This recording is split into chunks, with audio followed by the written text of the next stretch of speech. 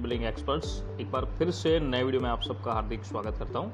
तो आज हम सीखेंगे परचेस चालान कैसे बनाएं। ज़्यादा टाइम न लेते हुए चलते हुए वीडियो की तरफ। तो सबसे पहले आपको एप्लीकेशन को इस तरह से कुछ लॉगिन कर लेना है। लॉगिन करने के बाद सबसे ऊपर की तरफ मैं जहाँ पे एरो मार्क कर रहा हूँ वहाँ पे 3 लाइनें बनी हुई है। 3 लाइनों पे आपको हल्का सा क्लिक करना है। क्लिक करने के बाद जहाँ पे मैं नीचे एक राउंड अप कर रहा हूँ चालान, आपको हल्का सा चलन पे क्लिक करना है। चलन पे जैसे आप जाओगे तो आपको एक चीज़ का खास ध्यान देना है। सब पे टॉप के ऊपर यहाँ पे लिखा है परचेस।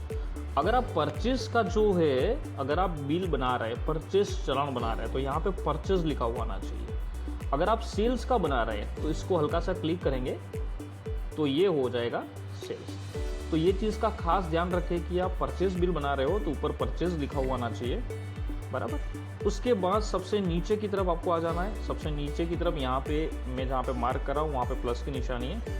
आप प्लस पे क्लिक करेंगे। जैसे ही प्लस पे क्लिक करेंगे आपके सामने कुछ इस तरह का एक इंटरफेस आ जाएगा। तो सबसे टॉप पे लिखा हुआ है परचेस चलान। परचेस चलान के नीचे है सिलेक्ट कंपनी।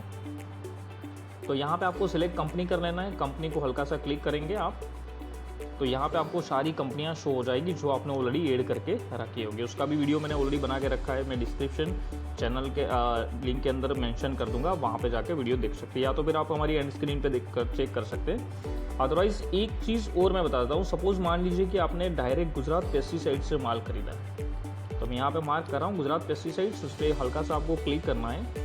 क्लिक करने के बाद एक नीचे एक और ऑप्शन आएगा जहाँ पे आपको देखना है कि अगर आपने कंपनी से माल लिया है तो यहाँ पे सिलेक्ट वेंडर का ऑप्शन है। वेंडर को चूज करने की ज़रूरत है नहीं। तो पहले हम कंपनी का बनाएंगे, उसके बाद मैं आपको डीलर का भी बिल बना के कैसे बनाते वो भी आपको सिखाऊंगा। चलते हैं अब नेक्स्ट पार्ट की तरफ। उसके बाद है बगल में ही ऑप्शन है चलन डेट। तो यहाँ पे आपको क्या करना है, चलन कौन सी तारीख का आप चलन बिल बना रहे हैं ये आपको खास ध्यान देना है। आप ऊपर नीचे करके आपको जो भी तारीख वारीख सेट करनी है, या जो भी मंथ लेना है वो आप मंथ वगैरह सेलेक्ट कर लीजिए। और ऊपर की तरह एक कन्फर्म का ऑप्शन दिया है, आप उस पर क्लिक करके कन्फर्म कर लीजिए। तो सिंपल है, बहुत सरल है, कोई ज़्यादा मगजमारी नहीं है। उसके नीचे एक ऑप्शन है चलन नंबर।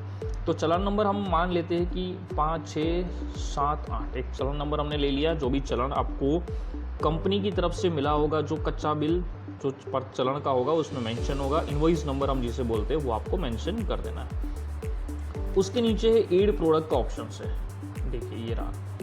तो आपको एड प्रोडक्ट पे क्लिक करना है। एड प्रोडक्ट पे आप जैसे ही क्लिक करेंगे हल्का सा एक सर्च होगा, उसके बाद आपको ऑटोमेटिकली ऊपर की तरफ सबसे टॉप पे होगा प्रोडक्ट। तो आपको यहाँ पे सिंपल कौन सी प्रोडक्ट का बिल बनाना चाहते हैं। सपोज मान लीजिए कि मैं गुजरात पेस्टिसाइड की आर्मी मैंने खरीदी, तो यहाँ पे मैं लिख रहा हूँ ARM। आपको 3 अक्षर ओनली फॉर टाइप करना है। तो ऑटोमेटिकली आपके सामने नीचे आ गई आर्मी फिप्रोनिल 40%। तो उस पर क्लिक करेंगे, सिलेक्ट कर लेंगे। पैकिंग ऑटोमेटिक आ जाएगा, कौन से कितने पैकिंग में आपको बिल बनाना है। तो मान लीजिए कि हम 250 ग्राम वाला सिलेक्ट कर लेते हैं।